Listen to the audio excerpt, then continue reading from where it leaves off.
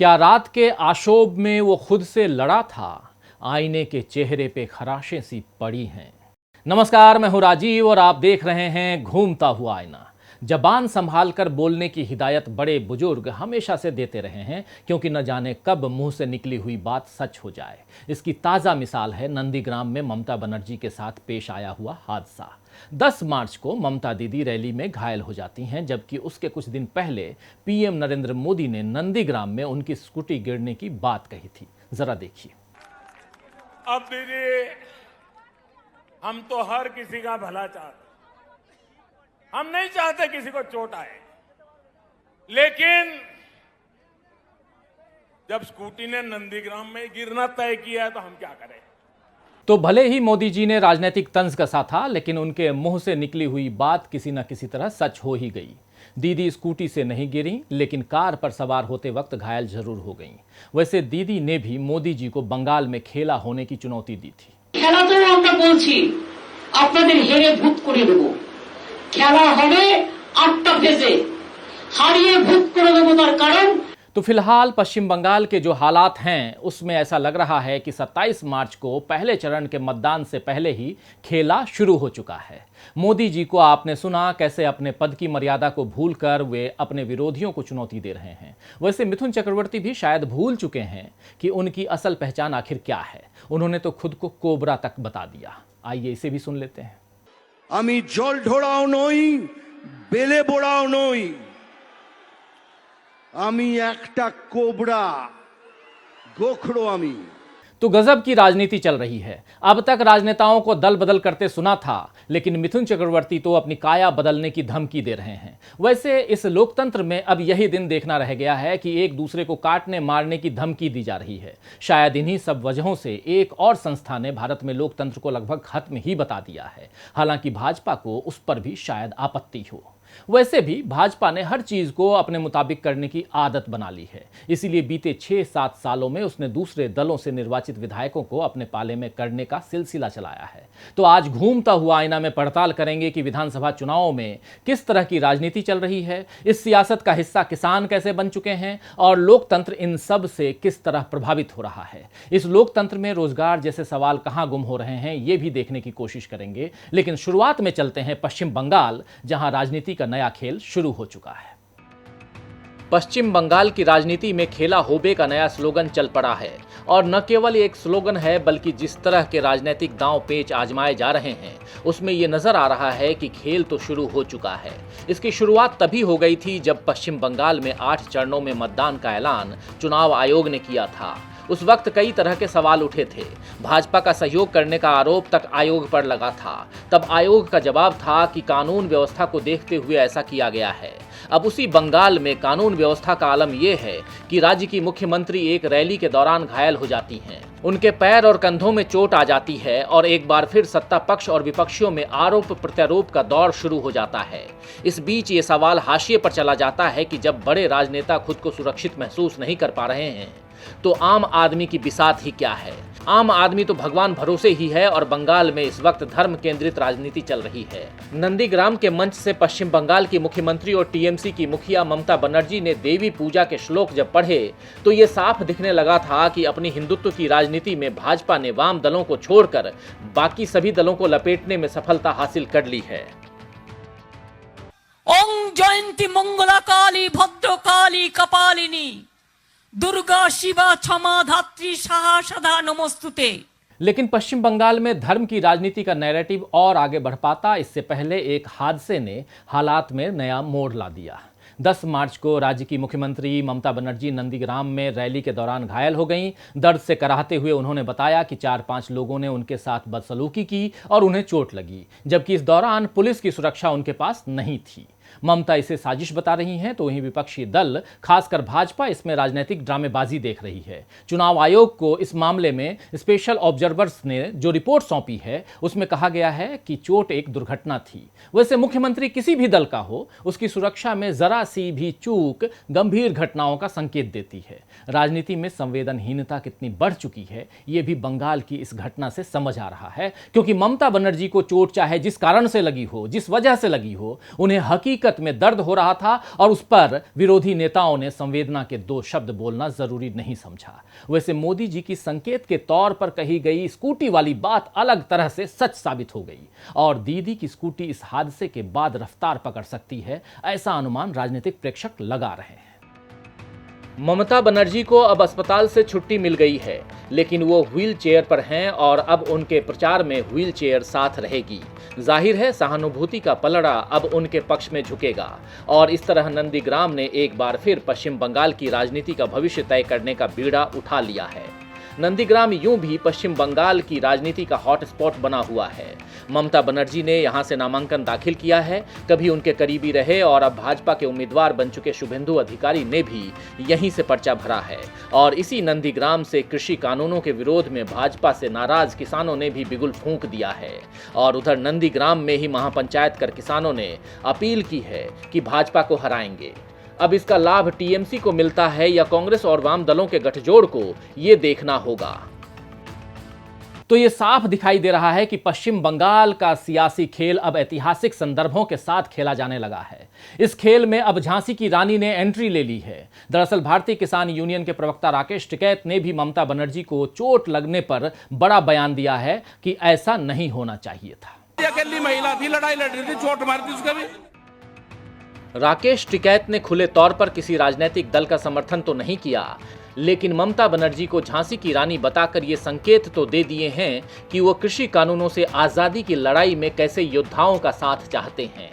पश्चिम बंगाल में संयुक्त किसान मोर्चा की पर्दे के पीछे की राजनीति के जनता क्या मायने निकालती है, ये चुनाव के नतीजे बताएंगे। फिलहाल पूर्व वित्त मंत्री यशवंत सिन्हा के टीएमसी में आ जाने से नई राजनीतिक हलचल मच गई है। देश एक बार फिर एक ही परिवार के 2 लोगों को 2 अलग अलग दलों से राजनीति करते हुए देख रहा है। यशवंत सिन्हा ने भाजपा के खिलाफ लड़ाई में पश्चिम बंगाल की मुख्यमंत्री ममता बनर्जी का समर्थन करने की शपथ ली, जबकि उनके बेटे और भाजपा सांसद जयंत सिन्हा ने विश्वास जताया है कि इस बार पश्चिम बंगाल में भाजपा की सरकार बनेगी। तो ये देखना दिलचस्प होगा कि पिता की शपथ पूरी होती है या बेटे का सपना पूरा होता है। वैसे यशवंत सिन्हा ने मोदी सरकार के तौर तरीके देखते हुए 2018 में ही भाजपा से सारे संबंध तोड़ लिए थे और तब लोकतंत्र को खतरे में बताते हुए राजनीति से संन्यास लेने की बात उन्होंने कही थी। अब टीएमसी में शामिल होने पर उन्होंने कहा है कि देश अजीब परिस्थिति से गुजर रहा है, हमारे मूल्य और सिद्धांत खतरे में हैं। उन्होंने एक बार फिर लोकतंत्र पर चिंता जताते हुए कहा है कि लोकतंत्र की मजबूती संस्थाओं में निहित है और सभी संस्थाओं को व्यवस्थागत तरीके से कमजोर किया जा रहा है। प्रशासनिक सेवा और राजनीति में लंबा अनुभव रखने वाले यशवंत सिन्हा की ये चिंता बेबुनियाद नहीं है। वाकई पिछले 7 सालों में राजनीति के रंग और ढंग लोकतंत्र के लिए खतरनाक साबित हो रहे हैं। भाजपा ने केंद्र की सत्ता में आने के साथ ही देश के अनेक राज्यों में भगवा परचम लहरा दिया। जहां भाजपा चुनाव हार चुकी थी या बहुमत से पीछे रह गई थी, वहां भी विधायकों को तोड़कर उसने अपनी सरकार बना ली। इसी तरह चुनावों के पहले दल बदल करवाने में भी भाजपा काफी आगे रही। दल बदल का सिलसिला दूसरे दलों में भी हुआ, लेकिन वे सब भाजपा से काफी पीछे रहे। एसोसिएशन फॉर डेमोक्रेटिक रिफॉर्म्स यानी एडीआर की रिपोर्ट के मुताबिक 2016 से लेकर 2020 तक जितने विधायकों ने पार्टी बदलकर चुनाव लड़े हैं, उनमें से 45% ने बीजेपी की सदस्यता ली है। एडीआर का डाटा ये भी बताता है कि पार्टी बदलने वाले 42% विधायकों ने कांग्रेस छोड़ी है। एडीआर ने उन 443 विधायकों और सांसदों पर अपना विश्लेषण जारी किया जिन्होंने पिछले 5 सालों में पार्टियां बदलकर चुनाव लड़ा है। गौरतलब है कि दल बदल करने वाले मात्र 18 विधायकों ने भाजपा छोड़ी, वहीं 182 इस पार्टी में शामिल भी हुए। पार्टी बदलने के कारण मध्य प्रदेश, कर्नाटक, मणिपुर और गोवा जैसे राज्यों में सरकारें तक गिर गईं। तो राजनीतिक दलों का सत्ता में आना और जाना लगा रहता है, लेकिन ये आवाजाही तभी नॉर्मल मानी जाएगी जब ये लोकतांत्रिक तरीके से हो। अभी तो पैसे के जोर पर विधायकों को खरीदने या संवैधानिक संस्थाओं से राजनीतिक दबाव में काम करवाने को न्यू नॉर्मल मान लिया जाता है और यही लोकतंत्र के लिए सबसे बड़ा खतरा है। कुछ दिन पहले आपको याद होगा कि फ्रीडम हाउस की रिपोर्ट में भारत में आंशिक आजादी बताई गई थी। अब वी डैम संस्था की रिपोर्ट में भारत में तानाशाही का डर बताया जा रहा है। स्वीडन के वी डैम इंस्टीट्यूट की डेमोक्रेसी रिपोर्ट में कहा गया है कि भारत दुनिया के सबसे बड़े लोकतंत्र से चुनावी तानाशाह वाले देश में बदल गया है। रिपोर्ट में भारत को हंगरी और तुर्की के साथ रखा गया है और कहा गया है कि भारत में लोकतंत्र के कई पहलुओं पर प्रतिबंध लगा दिया गया है। भारत में मीडिया की आवाज को कुचला जा रहा है और मानहानि और राजद्रोह के कानून को गलत इस्तेमाल किया जा रहा है।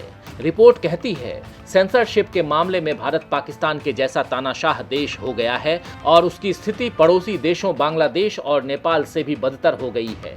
वैसे वीडैम की रिपोर्ट में भारत को चुनावी तानाशाही या निरंकुश तंत्र की श्रेणी में अचानक ही नहीं रख दिया गया है।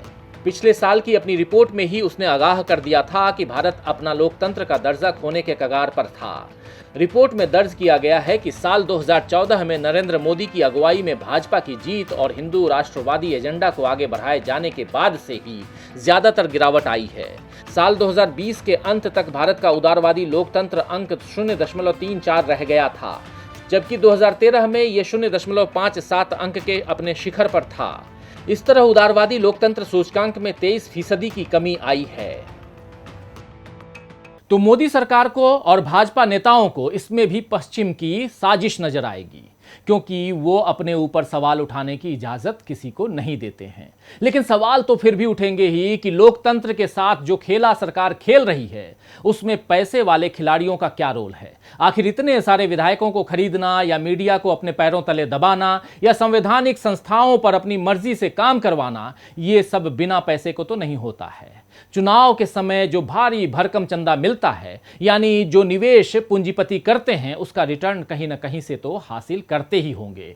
इस सब में जनता कितने नुकसान में रहती है, ये दिन ब दिन नौकरी के घटते अवसरों को देखकर ही समझा जा सकता है। देश में चुनावी हलचल और किसान आंदोलन के बीच बेरोजगारी का सवाल एक बार फिर सिर उठाने लगा है। Centre of monitoring Indian economy यानी CMIE के मुताबिक फरवरी 2021 में देश में बेरोजगारी दर 6.9% है। कांग्रेस की छात्र इकाई national student union of India यानी NSUI ने बीते दिनों लगातार बढ़ रही बेरोजगारी और छात्रों के मुद्दों पर नौकरी दो या डिग्री वापस लो कैंपेन के तहत राजधानी दिल्ली में छात्र अधिकार मार्च का आयोजन किया। इस मार्च में भारत के अलग अलग राज्यों से हजारों की संख्या में आए छात्रों और बेरोजगार युवाओं ने हिस्सा लिया। पिछले दिनों मोदी रोजगार 2 का ट्रेंड ट्विटर पर टॉप पर था और अब एक बार फिर इस ट्रेंड ने जोर पकड़ा है। न चोर न चौकीदार साहब मैं तो बेरोजगार, ऐसी लाइनें ट्विटर पर चल रही हैं। स्टूडेंट जाग गया, अब पकौड़ा फॉर्मूला फेल, नया फॉर्मूला लाना होगा, ऐसी तंज भरी लाइनें सरकार के लिए बोली जा रही हैं। ट्विटर पर पोस्ट कर रोजगार तलाशने वाले लोगों का कहना है कि छात्र सरकार से केवल इतना चाहते हैं कि सही समय पर परीक्षा आयोजित करके उसका तय समय पर रिजल्ट घोषित करें। कुछ युवाओं ने इस हैशटैग के साथ ट्वीट कर कहा है कि झूठ बोलकर मोदी ने वोट हासिल किए थे। रोजगार के मसले को किसान आंदोलन से भी जोड़ा जा रहा है। बेरोजगारी को लेकर उठ रही ये आवाजें बता रही हैं कि देश में सरकार की नीतियों के खिलाफ कसमसाहट होने लगी है। चिंगारी थोड़ी थोड़ी कर भड़क रही है और हालात ऐसे हैं कि इन चिंगारियों को लगातार हवा मिल रही है। वैसे रोजगार के सवाल के बीच एक जरूरी सवाल राहुल गांधी ने पूछा है। उन्होंने एक अखबार की खबर को शेयर करते हुए ट्वीट किया, आपकी संपत्ति 2020 में कितनी बढ़ी? 0। आप जीने के लिए संघर्ष कर रहे हैं, जबकि उसने 12 लाख करोड़ रुपए कमाकर अपनी संपत्ति 50% बढ़ा ली। आप मुझे बता सकते हैं ऐसा क्यों? दरअसल खबर यह है कि ब्लूमबर्ग बिलियनियर्स इंडेक्स के मुताबिक भारतीय उद्योगपति गौतम अडानी की कुल संपत्ति 2021 में लगभग $16.5 बिलियन से बढ़कर $50 बिलियन हो गई है। गौतम अडानी इस साल सबसे ज्यादा कमाई करने वाले कारोबारी बन गए हैं। अडानी ने अमेज़न के CEO जेफ बेजोस और टेस्ला के CEO एलन मस्क को भी पीछे छोड़ दिया है। वैसे किसी उद्योगपति की संपत्ति बढ़ना उसकी निजी उपलब्धि है, लेकिन उसी के देश में अगर करोड़ों लोग रोजगार और 2 वक्त की रोटी के लिए तरस रहे हों तो इस गैर बराबरी पर सवाल तो उठेंगे ही। लोकतंत्र का तकाजा ये है कि ऐसे सवालों को महज राजनीति का खेला न बनाया जाए, उसके जवाब भी ढूंढे जाए। खैर, चलते चलते शायर राहत इंदौरी साहब का एक शेर अर्ज है कि शहर क्या देखें कि हर मंजर में जाले पड़ गए, शहर क्या देखें कि हर मंजर में जाले पड़ गए, ऐसी गर्मी है कि पीले फूल काले पड़ गए।